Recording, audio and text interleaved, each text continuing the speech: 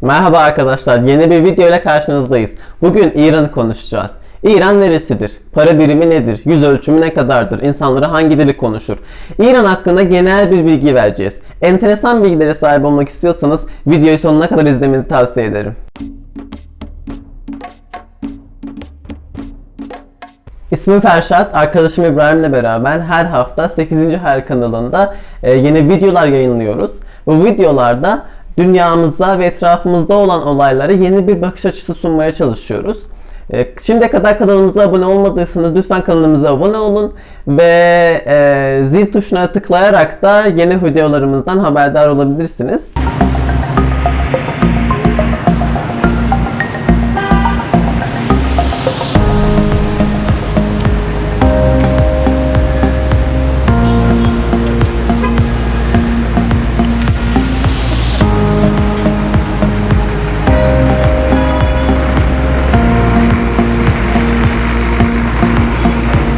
Gelelim İran konusuna. Sık sık haberlerde duyuyoruz zaten İran'ı. Çok fazla pozitif haber olmasa da İran için ama haberlerde var. Tabii bu bir başarı mı değil mi o tartışılır. İran tarihte ve günümüzde etkili olan bir ülke.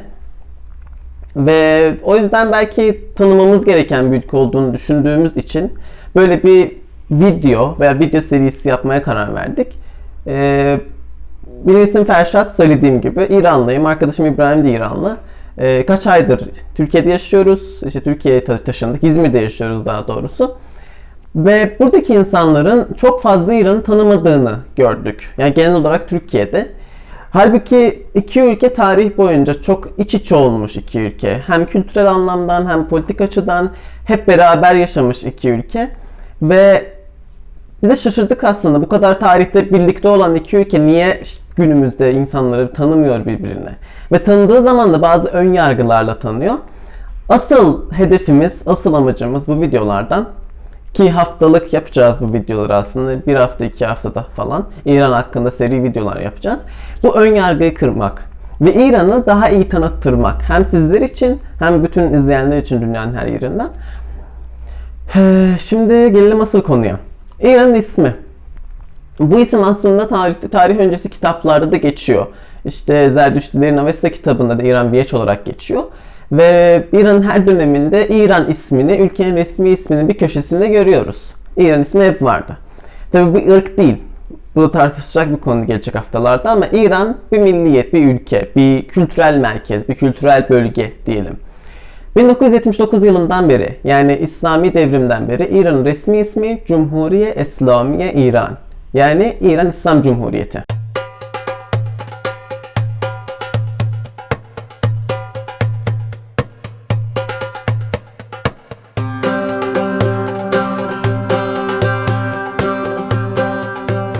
Türkiye'nin en doğusunda yer alıyor İran ve aslında Türkiye'nin en büyük komşusu. 82,5 milyonluk bir nüfusa sahip. Yani hemen hemen Türkiye ile eşdeğer bir nüfusa sahip. Ve yüz ölçümü olarak tabii Türkiye'nin 2 katı. Hemen hemen 2,5 katı bir ülke. Başkenti Tahran. Tahran 15 milyonluk bir metropol. İstanbul olarak yani düşünebilirsiniz İstanbul olarak. Zaten trafik konusuna gelecek olursak veya bu iş yoğunluğudur, merkezileşme konusudur. İstanbul'la hemen hemen benzer bir şehir Tahran. Ülkenin merkezinde, yani merkezinin biraz kuzeyinde yer alıyor. Hazar Denizi'nin 100 kilometre mesafesinde yer alıyor Tahran. Önemli şehirleri İran'ın Tebriz, İsfahan, Maşhad, Şiraz gibi şehirler. Bunlar tarih boyunca aslında önemli olmuş şehirler. Sadece bugün İran ülkesinde önemli olan şehirler değiller bunlar. Tarih boyunca hepsi kültür merkezi olmuş şehirler bunlar ve sırasıyla başkentlik yapmış şehirler. Mesela Tebriz, Sefevi dönemi, Akkoyunlar, Karakoyunlar ve birçok dönemde aslında İran'a paytahtlık veya başkentlik yapmış bir şehir. Şiraz'a gelelim. Zendiye döneminde İran'ın başkenti. İsfahan zaten Selçuklular'da bir başkent. Sefevilerde daha sonra başkent oluyor. Meşhed'de Afşariler döneminde paytahtlık yapmış bir şehir.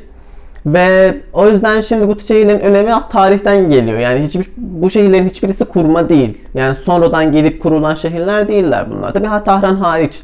Tahran daha sonra ilk Sefevi döneminde kuruluyor.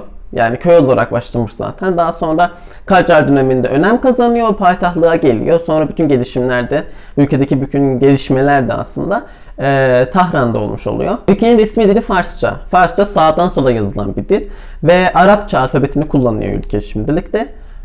Eskiden yani baktığımız zaman İran'ın tarih öncesi kitaplarında zaten dil Pehlevi Farsçası olarak, Farsi Miyane yani Pehlevi Farsçası olarak geçiyor, eski Farsça olarak geçiyor. Ve orada da yazı çok benzer. Yani İran yazısına baktığınız zaman bir tek Arapça alfabeti değil. Bu eskiden yani İran'ın eski dilinden de kaynaklanan bazı etkileşimler olmuş bugünkü muasır Farsça dilinden. Ve bugünkü İran yazılışı Arapça alfabetine benziyor ama birazcık daha farklı aslında. Farsça dışında bölgesel diller de var İran'da konuşulan. Azerbaycan Türkçesi olsun, Kürtçe olsun, Arapça olsun, Belutça olsun, Türkmence olsun ve Farsçanın bazı aksanları, bazı şiveleri diyelim. Şive daha doğru burada. İşte Mazenidir, Gilekidir, öyle dillerdir bunlar. Dil demiyoruz aslında biz onlara. Guyeş diyoruz İran'da. Guyeş yani şive. Konuşuluyor. Dil değil. Farsçaya çok yakın. Ama bazı farklılıklar da var aralarında. Para konusu benim en sevdiğim konulardan birisi. İran'ın para birimi şöyle göstereyim ben size. Riyal. İran riyali olarak geçiyor. Ama halk arasında bu riyal kullanılmaz. Şimdi şöyle anlatacağım size. Hem turistler çok şaşırıyor gelirken İran'a. Ben mesela turist rehberliği yapıyordum İran'da bir dönem. Anlatıyorum mesela işte şu 50.000 tümen ama resmi olarak 500.000 riyal geçiyor. Biz halk arasında buna mesela atıyorum abi bu kaç para dediğin zaman 50.000 tümen veya 50 der. İşte oradan anladığımız 50.000 tümen aslında. Kimse riyalı kullanmıyor. Günümüzde işte çarşıya gidersen, atıyorum pazara gidersen riyal kullanılmayan bir terim. Ama resmiyette öyle geçiyor. Yani bir sıfırı kafadan atıyoruz. İşte gelen para bizim işte görünen para yani halkın kullandığı para birimi olarak biliniyor. Şu mesela 50.000 tümen veya 50 veya 500.000 riyal. Şu görmüş olduğunuz 100.000 riyal ve 10.000 tümen. Şu da 50.000 riyal veya 5.000 tümen. Yani doğrusunu söylemek gerekirse biz bile bazen karıştırabiliyoruz. Adam mesela şey diyor bize. Şunu kaça aldın? Çok pahalı bir şeyse arabaysa mesela adam 85 diyor. 85 ne yani şu an? 85 tümen mi? 85 milyon mu? 85 milyar mı? Neye aldın? Biz de bazen karıştırabiliyoruz. Para birimi şu. Riyal yani. İran riyal olarak geçiyor. Ve değer olarak da günümüzde yani bugün 2020 yılında İran riyalı bildiğim kadarıyla Türkiye'nin para birimi İran'dan 2,5 kat daha değerli. Şunu teşekkür ederim. Şu mesela 100 liraysa bu bizde şu an 250.000 tümen. Ve şu aslında sebebi buradan geliyor. 1,5 sene önce daha ambargolar bu kadar sıkı değilken İran riyali yani İran tümeniyle aslında Türk lirası eşdeğerdi. Yani biz gidiyorduk mesela bu Türkiye'ye gelirken gezmeye gelirken gidiyorduk 100.000 tümen veriyorduk 100 lira alıyorduk geliyorduk yani yemek parası falan da aynı geliyordu. Daha Türkiye daha ucuz geliyordu bize hatta bazen. Şimdi günümüzde hiç öyle değil yani. Gidiyorsun 500.000 tümen veriyorsun sana 250 TL para veriyor veya 1 milyon tümen veriyorsun 500 TL para veriyor. Yani 2,5 kat yani 2 kat falan Türkiye'nin parası şu an İran parasından daha değerli. Bunun da sebebi tabii ambargolardan dolayı.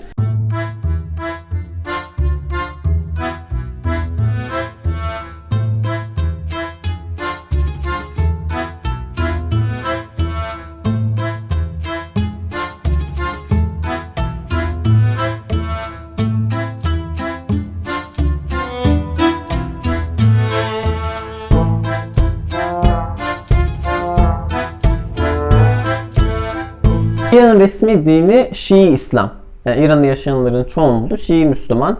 Tabii bunların yanı sıra Sünniler de var ülkede yaşayan ve orada olan. Ermeni Hristiyanlar da var. Yahudiler de var. Zerdüştiler de var. Tabii bölgesel küçük çaplı dinler de var ama onların sayısı çok fazla olduğu için burada saymak istemedim. Mesela Mendahiler var. Hazreti Yahya'nın peşince gidenler yani Hristiyanlaşmamış aslında sadece Yahya'yı peygamber olarak kabul eden Mendahiler var ki onlar hakkında daha sonra videolarda yapacağız. Bunlar İran ve Irak'ta yaşıyor bu halk. Din konusunda İran çok aslında hem din diyelim hem etnik diyelim hem dil diyelim İran çok etnikli, çok dilli ve çok dinli bir ülke. Bir halı gibi düşünün. İran halısı var ya, onu herkes biliyordur zaten. İran halısı meşhurdur. İran halısında birçok desen var değil mi? Çiçek vardır, kuş vardır, böcek vardır, ağaç vardır. Ve çok farklı şeyler vardır ve bunlar yan yanadır hepsi. İran ülkesi de öyle. Çok fazla etnik dil ve din var ve bu insanlar tarih boyunca hep beraber yaşamış. Ve yok denecek kadar az farkındalıklar olmuş aslında bu insanların arasında. Mesela düşmanlık çok fazla görünmüyor tarihte bu insanlar arasında ki bu konuya daha sonra geleceğiz. İran Pers İmparatorluğu döneminde yani M.Ö. 6. yüzyılda yüz ölçümü çok büyük bir ülke. Bu Kacar dönemine kadar böyle aslında. Bugünkü aslında size çok önemli bir detay vereceğim burada. Birçok ülkenin sonunda STAN var. Atıyorum Tacikistan, Özbekistan, Türkmenistan, Ermenistan gibi ülkeler. O stan sonundaki ostan kelimesi aslında. İran'da ostan demek il demek. Bugünkü İran'da 31 ostan var mesela. Doğu Azerbaycan, Batı Azerbaycan, İsfahan, Tahran falan filan. Ama bu ülkeler zamanında Pers İmparatorluğu'nun ve İran İmparatorluğu'nun ostanları olmuş ülkeler veya eyaletleri olmuş ülkeler. O yüzden aslında bu ülkelerin çoğunun sonunda aslında ostan kelimesi hala günümüzde duruyor. İran çok fazla aslında coğrafi yerlere ulaşmış bir ülke. İşte Hindistan'dan, Çin'den Mısır'a kadar tutun gitsin. Sasani döneminde mesela M.Ö. 4. yüzyılda bu toprakların çoğu fethediliyor. Ve İranlılar o topraklara kadar kültürlerini götürebiliyorlar. Günümüzde İran'ın komşuları kuzeyde Türkmenistan, Azerbaycan, Ermenistan, batıda Türkiye, Irak, doğuda Afganistan, Pakistan ve güneyde Basra Körfezi'ne bakıyoruz. Türkçe'de Basra Körfezi deniyor ama aslında Fars Körfezi olarak yazıyor. Hatta İngilizce'de bile Persian Gulf diyor. Yani Fars Körfezi ve Oman denizine bakıyor. Deniz yoluyla Hindistan'la irtibattayız ve Kuveyt bize çok yakın bir ülke ama kara sınırımız yok Kuveyt ile ama çok yakın bir şekilde gidip gelebiliyoruz deniz yoluyla. Gelelim siyaset konusuna. Bayağı bizden soru soruyorlar burada yani siyaset konusunda. Rehber kimdir? Rehberin görevleri nedir? İşte rehber sadece dini rehber mi yoksa siyasi rehber mi? Yoksa yani ne kalıpta, ne statüde ülkede bulunuyor bu kişi? Ve başbakan kimdir? Cumhurbaşkanı kimdir? Şimdi bizde bir tane dini rehber var. Yani bu sözde dini rehber olarak geçiyor ama dini siyasi bir rehber aslında. Bugünkü rehber Ali Hamenei. Bundan önceki rehber Hümeyni'ydi. Hümeyni aslında devrimi yapan adamdı. Hamenei ondan sonra rehberliği devralan kişi. Şunu da altına çizerekten belirtmek isterim ki Hamenei ve Hümeyni akraba değiller. Ne kuzenler, ne dayı oğlu, ne amca oğlu. Herkes soruyor bize bunlar akraba mı? Değil. Sadece soy isimlerde bir benzerlik var. Zaten bu H de değil, H. Şimdi Türkçe'de H olunca bayağı bir yakın gözüküyor aslında Hamenei, Hümeyni. Ama akraba değiller. Kesin bilgi. Cumhurbaşkanı Hasan Ruhani. Çünkü Hasan Ruhani siyasi bir kişilik. İran'ın yani hem devrimden önce ve devrimden sonra da İran'ın siyasetinde bayağı rol almış bir kişi. Bugünlerde Cumhurbaşkanlığını üstleniyor ülkede. Bu konuda aslında çok fazla bilgi vermek istemiyorum. Çünkü gelecekte ben İran siyasetiyle ilgili size konuşmak istiyorum. Aslında İran'daki rehberin veya cumhurbaşkanı veya siyasetçilerin bakış açısı, ne yapmak istiyorlar, ülkeyi nasıl yönetmek istiyorlar, hangi kurallar var, İran çok katı mı değil mi, dışarıdan görünen İran nasıl, gerçek İran yani insanların yaşadığı İran nasıl bir İran. Bunlar çok değişik konular aslında ve çoğu insanın ön yargıyla yaklaştığı konular. Şimdi bu konular hakkında biz gelecekte daha çok konuşacağız. Ama son olarak şunu belirtmek istiyorum ki İran ve Türkiye tarih boyunca, videonun başına da söyledim, tarih boyunca çok yakın olmuş iki ülke. Bizi üzen nokta şu. İranlılar Türkiye'yi çok iyi tanıyor. Tanımak da istiyor. Türkiye müziğini dinliyoruz, oyuncularını tanıyoruz, atıyorum Cumhurbaşkanını tanıyoruz, haberlerini izliyoruz. Çünkü zaten bizim hem Türkiye'nin hem İran'ın aslında en iyi ilişki kurduğumuz ülkeler, komşu ülkeler arasında Türkiye'nin İran, İran'ın Türkiye. Yani biz birbirimizi tanımazsak bu iki ülke nasıl ilerleyecek? Şimdi şunu da göz önüne getirmek lazım. Türkiye'nin ilerlemesi, İran'ın ilerlemesi, İran'ın ilerlemesi, Türkiye'nin ilerlemesi. Çünkü komşu ülkeler bunlar. Birbirini kesinlikle etkiliyor. O yüzden de İran hakkında daha etraflı bilgiler vermek istiyorum. Gelecek haftalarda. İran'ın kültürü, İran'ın dili, İran'ın dini, İran'ın siyaseti, İran'daki Türkler, İran'daki mesela azınlıklar nasıl yaşıyor? Şimdilik bu hafta bu kadar. Beni dinlediğiniz için çok teşekkür ederim. Lütfen kanalımıza abone olmayı unutmayın. Gelecekte size çok güzel sürprizler bekliyor. Ve zil tuşuna da basarak bizim yeni videolarımızdan haberdar olunuz lütfen. Allah'a emanet olun.